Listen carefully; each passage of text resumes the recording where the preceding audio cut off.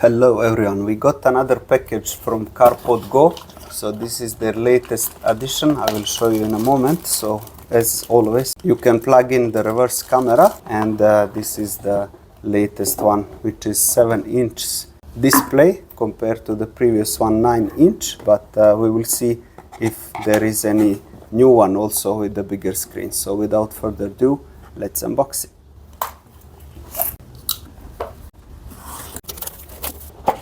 Inside the box we'll get the instruction manual as well as pre-installed screen protector, so even if you remove this one more layer will be down to protect the screen, as you can see. I like its compact design, and from behind it you can plug it on your MagSafe magnetic holder, and here you will see you have a connection for audio, USB Type-C, and this is for the micro SD card. So let's try it now how it looks on the car. You can use it with any MagSafe adapter that you have. I will try it with this one, so just connect the power to it. See now how it will connect to the MagSafe behind.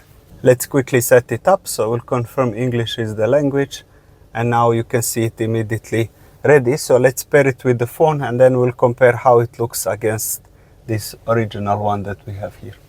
One of the main features of this one is that it has very powerful brightness, as you can see. So it connects both with Android and iOS, of course. So we'll just connect it with the Bluetooth and then we'll see how it looks. You connect it initially via Bluetooth, and then it will automatically connect with Wi-Fi. And here you can see the comparison versus the original maps, which are so outdated. You can see here there is no even road, while the CarpodGo, it has the latest maps or anything you are using for navigation. And of course you can use many other things such as themes, audiobooks, and here you can see how it looks for the themes. You can check your calendars, attend your meetings, everything like you are doing from the phone, regular one. And of course there are additional options here. You can keep it like this, but I'm using it mostly for the maps as it is most convenient.